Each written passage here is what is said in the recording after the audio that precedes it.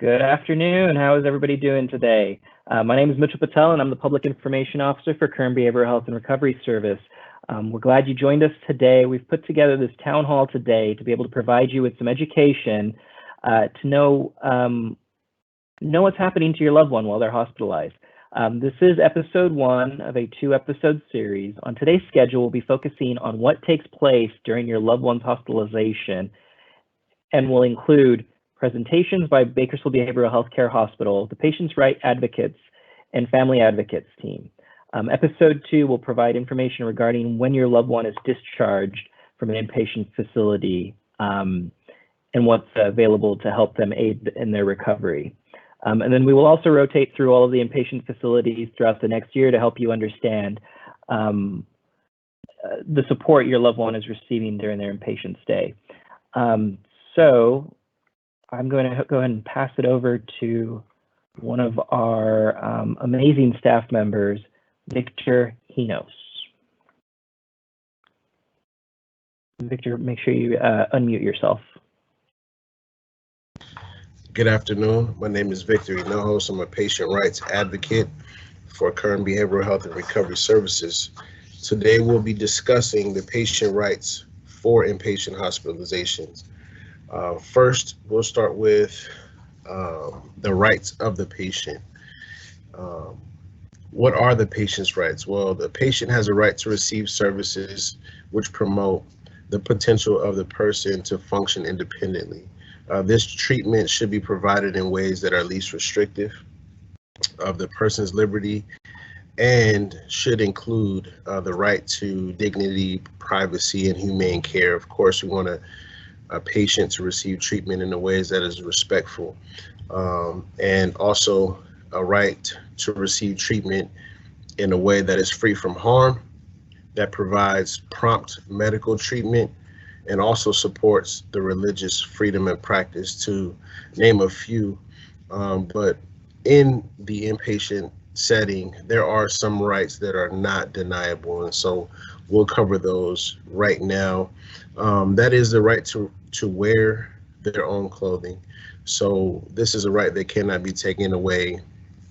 No matter the concern, they should be able to wear their own clothing that they are hospitalized in or are provided to them while they're in the hospital. Second, they have a right to access personal storage and a right to receive visitors each day while they are hospitalized. This is something that is essential to benefit of their treatment, to receive that support from their family members or friends or those who want to provide that visit. And they also have a right to reasonable access to make phone calls. The patient has a right to also have access to letter writing material. This is provided by hospital staff and should be done at the request of the patient. However, there are good causes to deny certain rights, and the person in charge of the facility can make that decision if there is a concern, such actions that would pose a danger to themselves, others, or destruction of property. If a right is denied because of those reasons, it should be returned to the patient at earliest as possible when the danger is no longer present. The next slide we would be talking about is rights when being detained involuntarily. So when a person is in the hospital, the first thing we would hope could happen is that a person could receive voluntary treatment. What this includes is that a patient who is seeking out treatment, one who wants help to address their distress in that moment, they should be able to receive that treatment voluntarily if they're agreeable to do so. If there is a concern of a person's safety towards themselves or others, or a concern that they may not be able to take care of themselves regarding their basic needs, then a 5150 hold would be initiated, which is a 72-hour evaluation period that is provided to determine if a person requires further treatment due to the dangerousness towards themselves, others, or grave disability. Within the 5150 process, the hold can be dropped by the treating physician if during the evaluation process there is no further concern of safety. However, if there continues to be a concern of safety towards themselves or others, or regarding their basic needs being met, the treating physician can then extend the hold from a 72-hour evaluation to a 5250 hold, which is for up to 14 days of involuntary treatment. Now, 14 days is a long time. However, what we want to keep in mind is that the hold is up to 14 days so that it can be removed at any time, and the patient can be discharged anytime within that 14-day time frame. Now, when a person is placed on a 5250 hold, something to keep in mind is that the law provides patients a right to receive a probable cause hearing, which is a way for a patient to request a discharge against the doctor's recommendation through a hearing process if they believe they no longer need further treatment in an involuntary basis and the doctor is not willing to discharge them. This process is provided within the facility. The patient will have access to a patient rights advocate who will assist them in that process. This process will be held no later than the 4th day of the 14-day hold, and any time after the 14-day hold is initiated, they can also request a discharge through the writ of habeas corpus. The difference between the probable cause hearing and the writ of habeas corpus is that the probable cause hearing is assisted by the patient rights office, and the writ of habeas corpus is a process that is facilitated through the superior court, and the patient will have access to a public defender to assist them with that process. The writ, like I said, it can be requested at any time after the 5250 hold is initiated, and that is something that the facility will file with the superior courthouse. Next up, we have the conservatorship process. LPS conservatorship is considered when an individual who is hospitalized is unable to provide for their own basic needs of food, clothing, and shelter, and is unable to accept a viable third party who can provide these basic needs. So if a person is on a 5250 and is considered to be gravely disabled, that means the facility has concerns that the individual cannot provide for their food, clothing, and shelter by themselves due to a mental illness, and they're also unable to accept those items being met by a third party individual. So an investigation will be initiated to determine if the patient is gravely disabled. Now, regarding the family's role in this process, it's important to understand that if your loved one is hospitalized and you are willing to provide the support necessary for your family member to have a safe place to live, have their needs met regarding food and clothing, then that's important for you to inform the hospital, because they take that in consideration during the discharge planning process. If they have an identified third party, then the patient would not need to be referred for a conservatorship. Second part of that is through the investigative process, if there is no third party option for the patient and they are unable to formulate a plan to have their basic needs met, then they may meet criteria for a temporary conservatorship. This is a process where a third party agency, our local agency is the public guardian, conservator's office, they will be granted conservatorship over the patient, where they will be responsible for managing finances, determining a safe place for the patient to reside outside of the hospital. They would sign consents for treatment on behalf of the patient. So some of the rights that were initially provided to the patient would then be removed, and this third party agency will now make those decisions for the patient.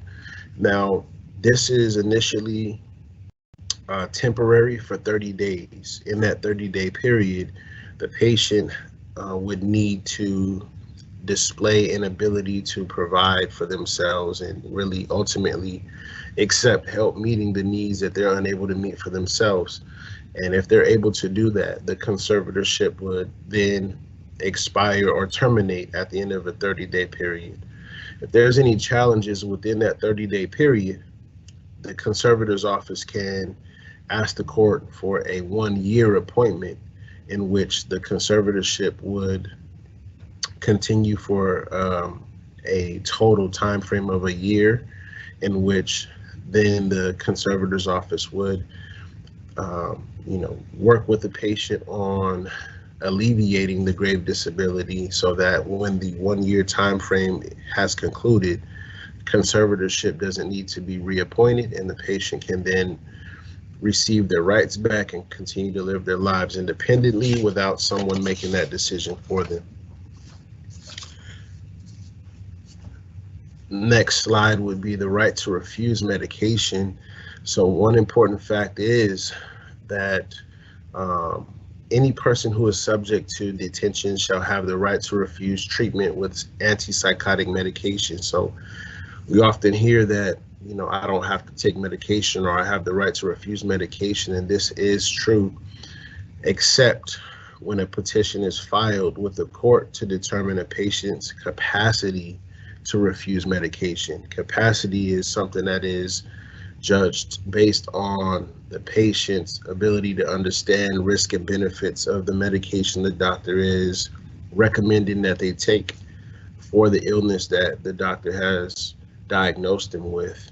And the patient would have to provide a rational reason of why they are not wanting to take medication. This could include history taking such medications that led to possible side effects, medical side effects, whatever it is. If there is some validity to their concerns, they can present it to the judge, and the judge would then make a decision on if the reason is rational or not.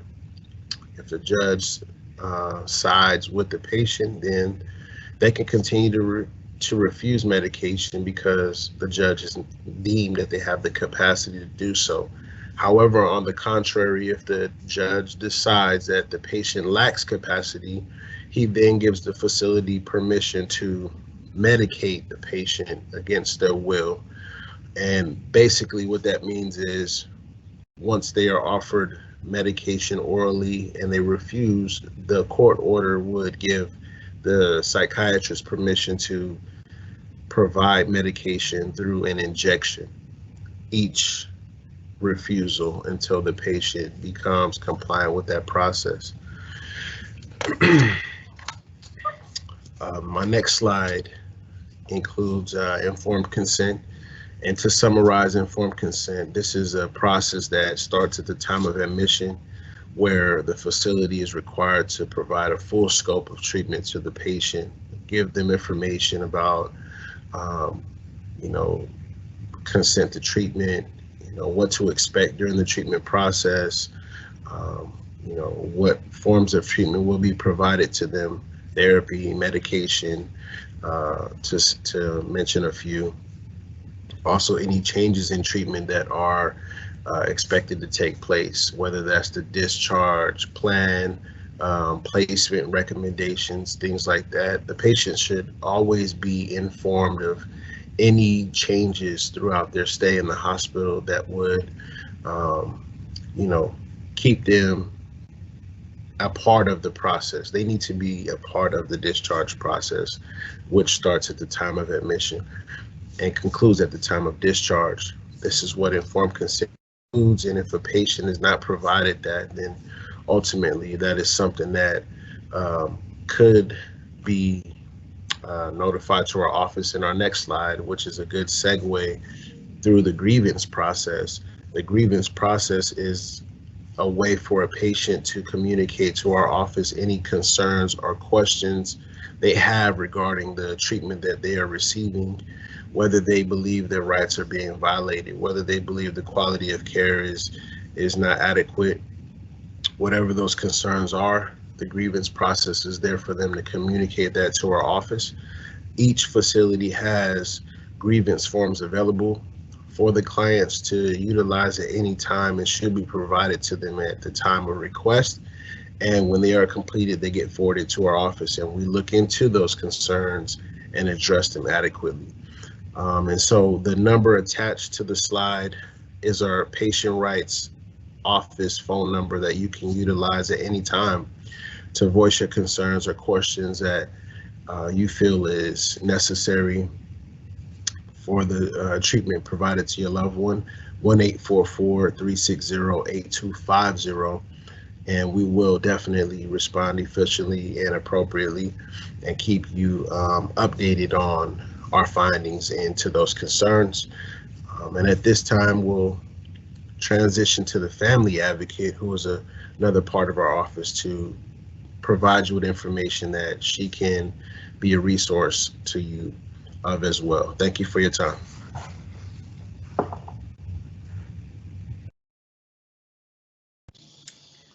Okay, thank you, Victor. My name is Leslie Rich. I am the family advocate, and I just wanted to kind of give you a little bit of an overview of some of the things that we do from the family advocates office.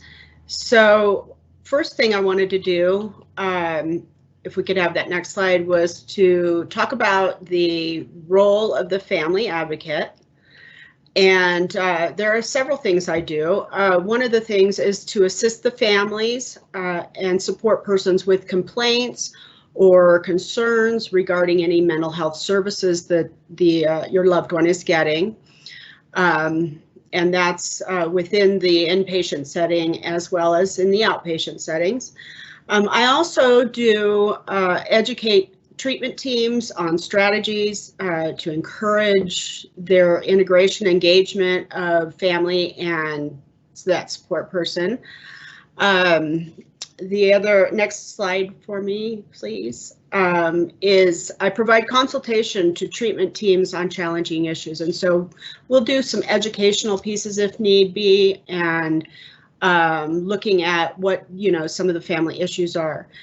Another part I also provide is providing education for family members or the support person. And that's regarding things like the structure of the system of care. What does that look like?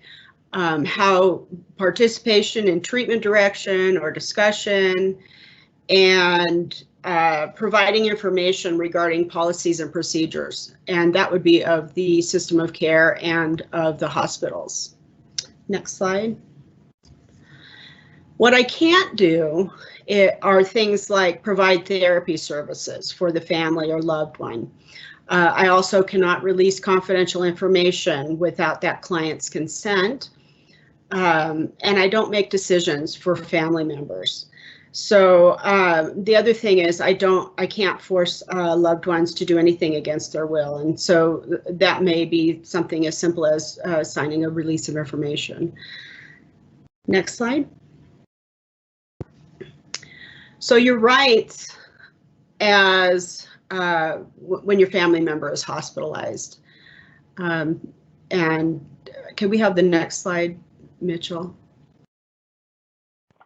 Yeah, I'm working on that. We're having a bit of technical difficulties. Oh, okay. So I could just continue then while we're at it, and it'll pop up when we can. So your rights when your family member is hospitalized. one of the rights you have is to be notified of the presence in a 24-hour facility with the client's permission. So a lot of this has to do with making sure that there is the client's permission in this. You also have a right to be given information regarding diagnosis, prognosis, meds, side effects, progress, things like that with the, again, the client's permission. You're also have a right to info given treatment providers to be kept confidential and not told to the client. And that's something to request of the treatment team. And then also you have a right to be provided a copy of the discharge and aftercare plan, and to visit every day if the client agrees, and then also to have confidential phone calls with that client. The other thing is to participate in treatment as a source of information and support. And then the next slide, please. So involuntary inpatient admissions. This can be a difficult time for families, particularly if we have a loved one who's an adult within the system. And so some of the things that can help explain are what does it mean to, what is danger to others? What is danger to self? What is the criteria that meets great disability regarding food, clothing, and shelter? What is an explanation of the process? So what comes next? What happens next? Whenever someone is in a particular part of their treatment, I want to be there to be able to help understand what the next step is. I want to, I can explain things like 5150, 5250s, 180 holds, what that means, what that looks like, and then also conservatorship and the two different kinds of conservatorship that we work with. The other thing I can help families with is common challenges for families, like particularly when there's no release of information or an ROI signed by that client, or communication with the treatment team. So next slide. So working with the treatment team, sometimes it may be confusing, and so one of the things that I will encourage the family members to know and to have access to is to know your loved one's history. And that's keeping a journal of maybe symptoms or behaviors, possible dates, treatment teams, and in creating like a 1 to 2 page summary of concerns with your contact information on that. That's so that you can give that information whether there's an ROI or pardon me, whether there's a release of information or not. And the other thing is to know about current treatment. What are some of the current medications? Is there a list of them? A record of outpatient treatment and teams, so it's good to know who that team is. And then to balance your involvement with independence. So one of the things that I encourage family members to do is ask if that loved one would like you present at meetings, and allow them to tell their story. So communication with the treatment team is another thing we can talk about, and that's really being as clear and concise as possible. Having a list of questions and concerns so that when you are speaking to the treatment team, you're able to get those questions answered. And then to kind of state your main concerns and behaviors really clearly. Next slide, please. So one of the other things that can be a little bit challenging is communicating with your loved ones while they're hospitalized. One of the things I encourage is to really listen, try to understand what it is that they are communicating. What is it that they're looking at or dealing with? I also encourage being respectful and patient. You want to consider their wants, needs, and desires, and consider that they may not want to communicate at this point, or that they may want to. It's also to be aware of differences in reality. So they may be experiencing hallucinations or delusions, but that's something that is very real for them in that moment. And that's something that we want to make sure that that you're being aware of that. And also in communicating with your loved one, you'll want to be honest. So really being authentic on what boundaries you may have, the discharge planning, and being very honest about what your situation is, and not making promises to that client or to that loved one about maybe discharge planning that you cannot keep. The other thing is, if needed, set your own boundaries. So consider your own wants, needs, and desires, and express that clearly with concise limits and on what you can and cannot do or accept. So the next slide, please. So what to do when your adult loved one will not sign a release of information. So this is a really difficult situation and a very common question. So again, one of the things that I'll encourage is to have a 1 to 2 page summary of that history, symptoms, concerning behaviors, medications, any outpatient history, and contact information to give the hospital. Sometimes when a release of information is given, the hospital may not have that contact information, so it's good to be able to provide that to the hospital. Another thing I encourage is to request that the hospital ask the loved one to sign a release of information for the family member or support person. And remember that confidentiality laws prohibit the staff from actually giving information without that release of information. But you can share information, concerns, and contact information. One of the things you may hear is, I can neither confirm or deny that your loved one's a client or a patient, and that's because no release of information has been signed if you know that person is there. Also, you can contact the family advocate. You can contact me if you're having difficulty in communicating with the hospital, if you need information about visitation or any other procedures and policies. I can help with that. I can also be that liaison with the hospital. Next slide, please. Finally, I'd like to kind of end this with a little bit of self-care for the caregivers. This can be a very difficult time, and yet it's one of the things that we really need to do is look at how do we take care of ourselves when this comes up. This can be very stressful. It can be very chaotic for you, as well as your loved one, but remember that you need to take care of yourself at this point as well. And so some ways that you can do that are physically, emotionally, socially, and spiritually. So physically, things like sleeping, making sure that you're stretching, walking, you have some sort of physical release. A lot of times eating healthy food, you'll want to make sure that you take care of your physical self.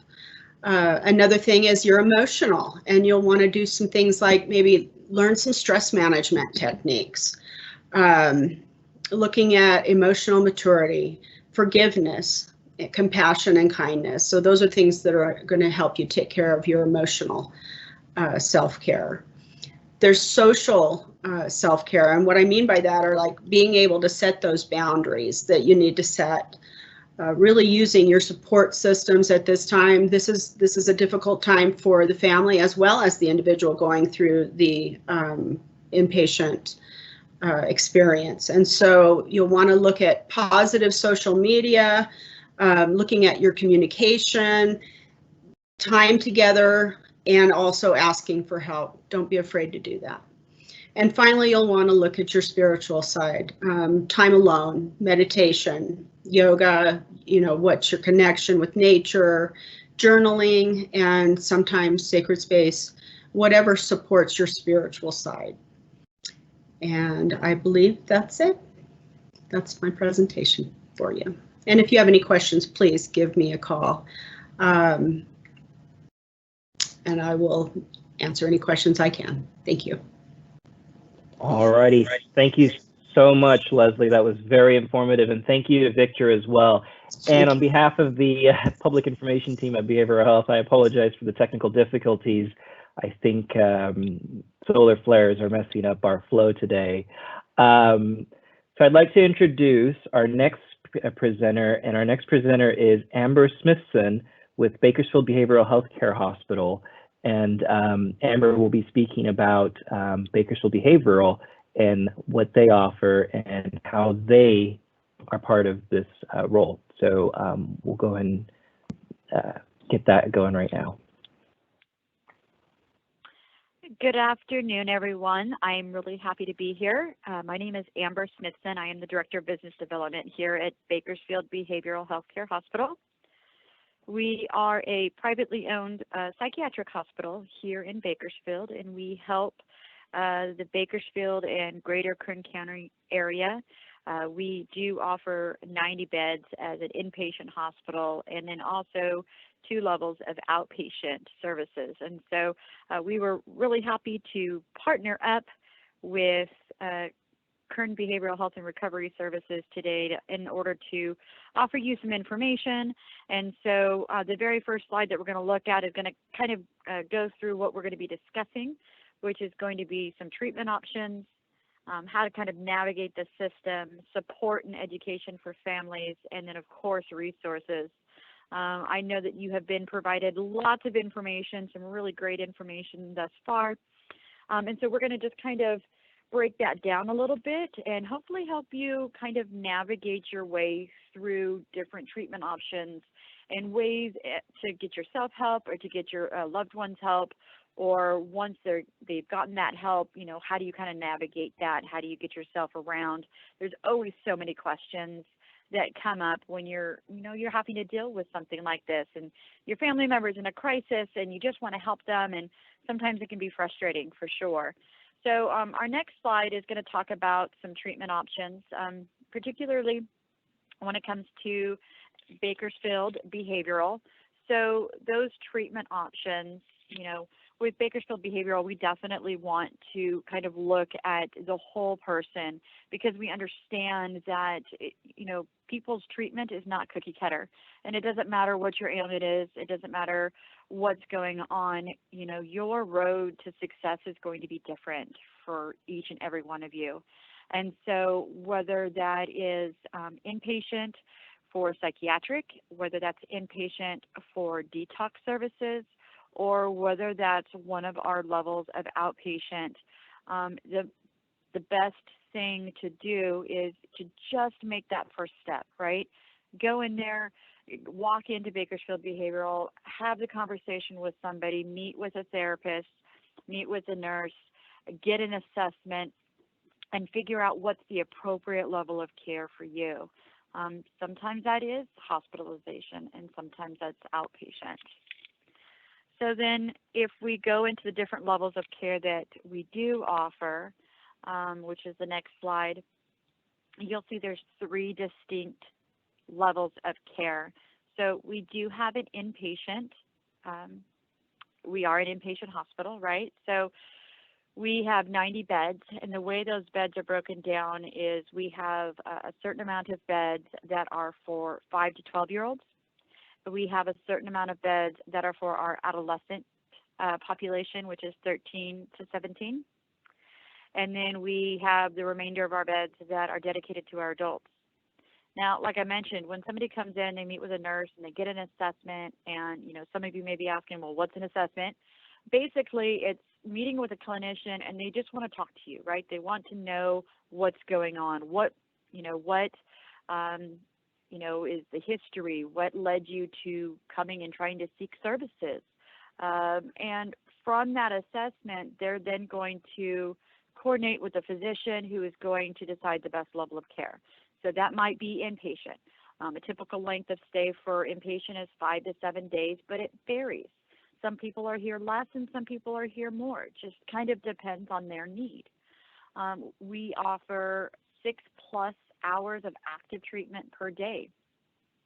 So what does that look like? Well, that means that you're going to be doing group therapy, you're going to be meeting with your physician, you're going to be meeting with a therapist, a case manager, you're going to be having activity therapy, arts therapy, music and movement therapy. Hopefully once all of the COVID-19 situation has died down, we'll be able to bring back pet therapy. So there's all kinds of really intensive treatment that's going on while you're here. Now, the best idea is that you step down, right? So you come in, you're in crisis, but then you step down once you're safely ready to into what we call partial hospitalization, which means that you're going to be in intensive group therapy 5 days a week, 4 hours a day. So it's a minimum of 20 hours a week. But then you get to go home at night and you get to go home over the weekend. And the idea is that now you're starting to be able to really put these tools that you have learned to use in real life situations, right? Then the next step below that would be intensive outpatient. And that's 3 days a week, 3 hours a day. The advantage of those programs is that when you discharge from the hospital, you're able to continue this treatment. You're able to get some medication management if you need it. You've got group therapy, you've got individualized treatment, and access to a psychiatrist. So as you can see, there's, with all these different levels of care, that's why it's so important to go in and get that assessment, because that clinician or that nurse is going to be able to tell you, you know what, you need some intensive outpatient, or you do need to be hospitalized. However, once you're hospitalized, we're going to step you down, right? So kind of understanding what the differences are between being hospitalized and partial hospitalization and intensive outpatient. So the next slide is, then how do we navigate that psychiatric care, right? How do we navigate, how do we know what to do, what steps to take? So there really are some important steps and basic information that everyone should know when they're trying to navigate their way through the psychiatric and chemical dependency programs here in Kern County. So for our hospital, we are contracted with all different insurance companies. However, if you've got Kern Medi-Cal, Healthy Families, Covered California, those all need authorizations. And so all of those individuals that have those kind of county-based insurances for Kern County would then go through the Psychiatric Evaluation Center on Mount Vernon. They would do their assessment, and then they would refer out to the appropriate level. If you have Aetna, if you've got any kind of other insurance, or you're from outside of Kern County, then you can come into our facility without that prior authorization. If you feel though that a loved one is in crisis, so you're afraid of their safety, their immediate safety, or you're afraid that they're going to hurt somebody else, I always just encourage everybody, it's okay to call 911. It's okay to call the police department and say, I need to have the mobile assessment team come out and evaluate my loved one. It's okay to go directly to the Psychiatric Evaluation Center on Mount Vernon and get that help right away. It's okay to come right into our facility to make sure that somebody is safe, because we are going to offer that immediate, free, and confidential assessment. My biggest thing is it's okay not to be okay, first of all. And second of all, it's okay to ask for help, and it's okay to get somebody else help if they're not in the position to get help for themselves. All right. Now, I go into a lot of information on this slide about 5150s or involuntary holds. However, that information's already been covered, and so I'm not going to go back through that again. I think you all have gotten that information, and so I don't want to revisit that. So we're just going to go ahead and continue on to navigating psychiatric care a little bit more. That's on the next slide. So some other important things that you want to remember when someone is hospitalized is that if you want to obtain information about your loved one, this was covered as well, but if you want information about your loved one, really make sure that you're asking that a release of information be signed. So that way you can talk to the case managers, you can talk to the doctors and the nurses, because I get it. It can be really frustrating, especially if it's a little one, right? And they have to be hospitalized, and now you can't get not a little one, but, your child, I should say, that's an adult child. They have to be hospitalized, and you just want to get information, and it can be debilitating sometimes and very frustrating. So I always want to let everybody know, please make sure that you ask for that release of information so that you can have those open dialogues with the individuals that you need to. But one of the things that you need to remember, especially in a hospital setting, is there are good times and bad times to call the hospital. And so I always like to try to save people the frustration. So there is always a time in the morning and in the evening when you have your nurses changing shifts, right? And so when they're changing shifts, they're going over all of the pertinent information. And so it's not a time where they're going to be available to talk on the phone and answer questions. There's also a time during medication pass that it would be impossible for them to talk on the phone because they are trying to pay attention to making sure that everybody is getting all of their medications. So during those times, and it can be different for every hospital, I would suggest that if a loved one is hospitalized, that you call them and ask them, hey, when shift change for your hospital? Or when do you do medication pass? So that I make sure that I'm not calling at that time, right? But then all the other times, make sure that you're calling. I know for our hospital, all of the patients, they have the right to call out to their loved ones. Their loved ones can call to them. Loved ones can call the nurses.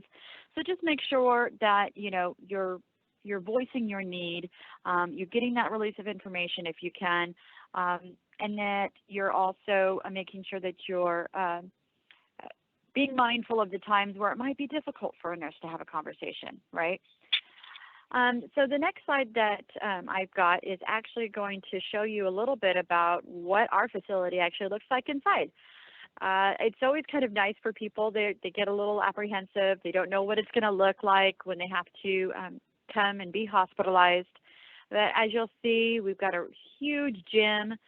We have some nice bedrooms, a great common area, or a lounge where people can relax. It's not necessarily the group area, so they're not having active group therapy in there, but it's just a time for them to relax, right?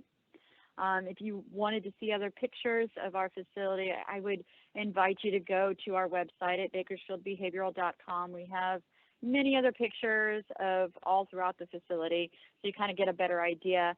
I know if I'm going somewhere new, I would want to kind of get a better feel of what it's going to look like and what to expect, to kind of ease anxiety a little bit. So I always encourage people, educate yourself, go and look online and ask questions, call places. It's okay to ask questions. You should ask questions, right? Be your own advocate. And so the next slide is how to kind of navigate substance abuse. And this is kind of a big one because a lot of times I will get phone calls from people who say, my grown son, for example, needs to come to your hospital because he needs to be medically detoxed. He doesn't want to, but he needs to be there. So, we just need to we need to force him. And unfortunately, that's not the way things work. Unfortunately and fortunately, an individual has to want to detox. They're going to have to want to get sober. We can't take somebody against their will. We can't place them on a hold, an involuntary hold, because they don't want to come voluntarily to a detox. These are things that have to be their own decision. And so I just encourage you that if you have a loved one that is struggling with a substance, that you talk to them and encourage them to seek the treatment that they really need. Also, if they are wanting to get medical detox or medically detoxed off of a substance, there's actually only 3 components that someone can be medically detoxed off of. So somebody can be medically detoxed off of alcohol, benzodiazepines, or opiates. And those are the only 3 things. Otherwise, they are what you would consider social detox. So they would socially detox off of things like weed or meth or cocaine, something along those lines. So just understanding that information, doing some research on, what the substances that your loved one might be using, whether or not they can medically detox, or just calling a facility like ours and saying, hey, my loved one is addicted to Xanax. Is this something that can be medically detoxed? Yes, it is, right? But just have those open dialogues with individuals so that you can get that information. The next slide that we're going to talk about is support and education for the family while their loved one is hospitalized. So we actually have meetings that happen on a daily basis here at the hospital. And it's a way for the psychiatrist and the therapist and the social worker and the nurse to be talking about and talking with the patient, because, you know, if it were me and I were hospitalized, I would want to have a say in my treatment. And I believe that everyone should have a say in their treatment. And so understanding that those meetings do happen on a regular basis, and if you're working with the hospital and you've got that release of information, asking to be part of those meetings is a great way to kind of understand fully what's going on, where you are in the treatment process, what the next steps are, what to expect when you're discharging. I always encourage you, nurses aren't the only ones that can give you the information when your loved ones are hospitalized. Call their social worker, their caseworker. Speak to them. They are a plethora of information. So I would encourage you to go to them and talk to them and, ask them, okay, what are our next steps? What do we do at discharge? How can we step my loved one down? Just knowing the information, having those in your toolbox, so to speak, and pulling them out when you need to. I'm going to kind of close this off with just a list of different support phone numbers, email addresses. The last two slides are actually a list of different resources here locally and nationally. Bakersfield Behavioral works with many different entities, whether it be for profit or nonprofit. Anything that we can really connect with that we realize is going to help our community at large. We are so privileged to be able to educate and advocate for our Bakersfield community, and we want to be able to pass on these resources and this knowledge to everybody else. So I want to thank everybody for taking the time to listen to me. And if you want a full list of all of these resources and more, please make sure you visit our website at bakersfieldbehavioral.com, and all of it is there for you. Thank you all so much.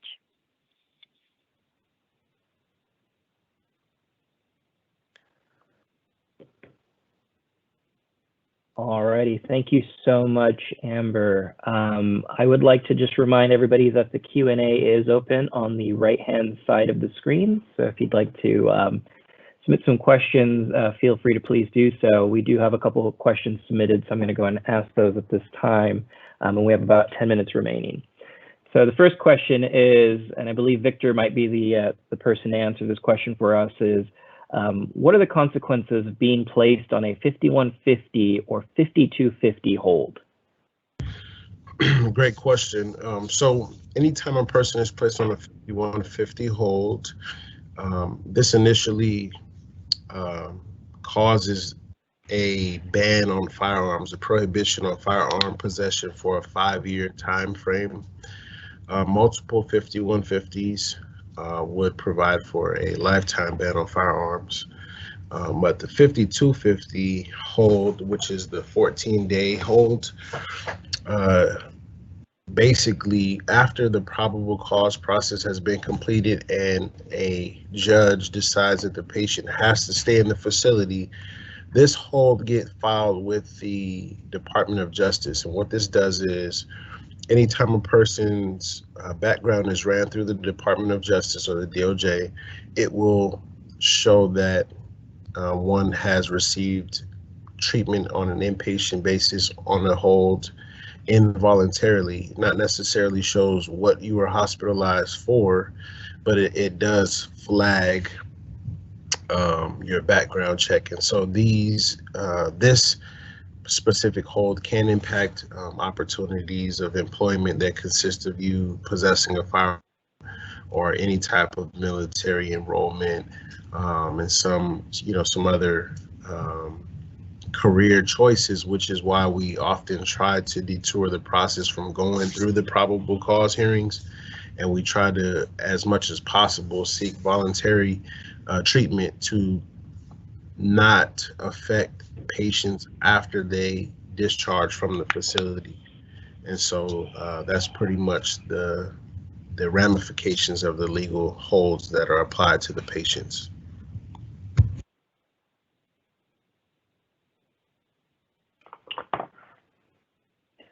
Alrighty, thank you so much for that. That was a great answer. Alrighty, so the next question, and I think Leslie, you might be the person for this one.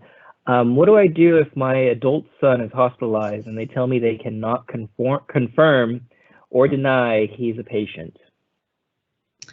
You know, that's one of the most common issues that comes to me, is when someone knows that their loved one's in the hospital, knows exactly where they're at, and tries to call to find out how well they're doing or what they can do to help, and they're being told, I can neither confirm or deny that they're even here.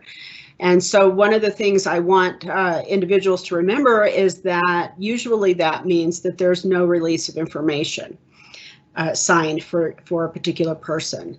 And so to request that is probably my best advice. Request, you already know that they're there, but also to make sure that if you have information that you want to give to the hospital so that the treatment team can have that information, I would encourage you to go ahead and make sure that you give them that information. And you can do it a couple of ways. You can tell them, because anything that they may not be able to give you information, but you can tell them anything and they'll listen and they'll make sure that they take that information to the treatment team. And so I really encourage that. I also encourage putting it in writing.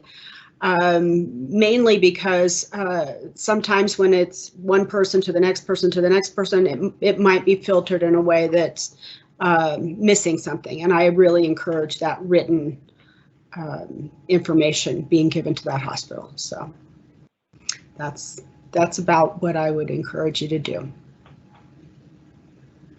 All right, thank you. That was a great answer.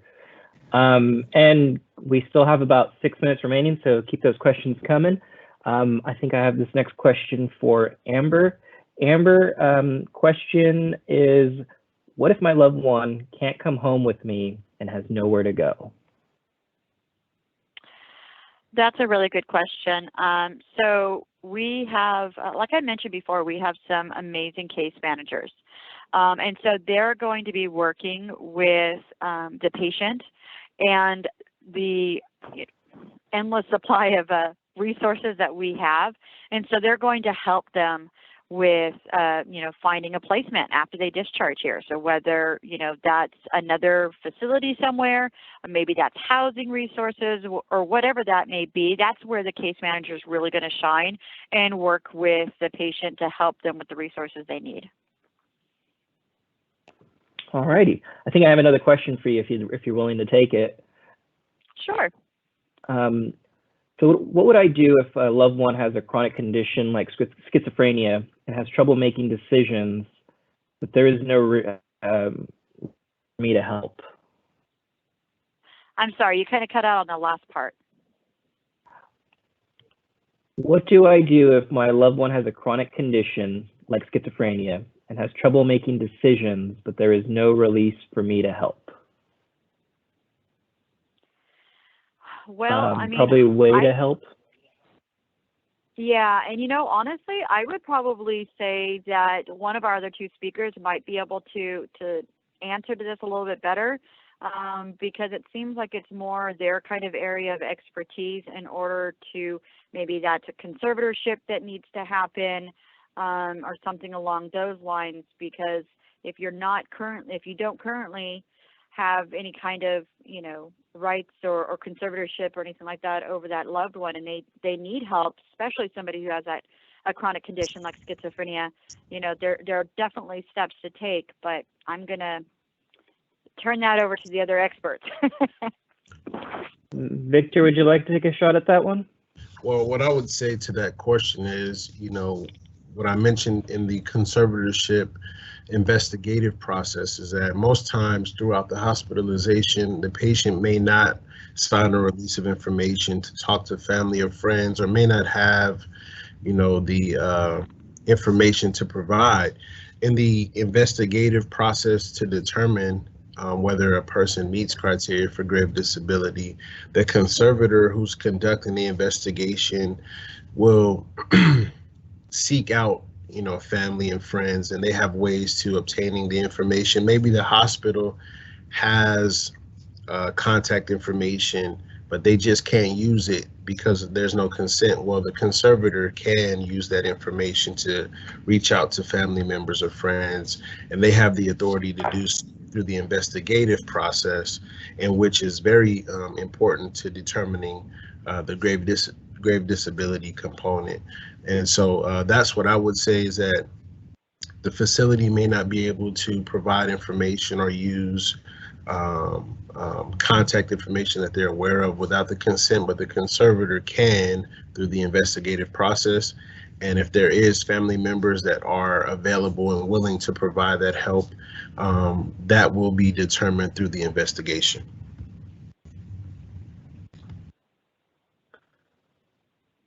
Thank you so much for that. And with that, I see no more questions coming in, and we are at the end of our hour.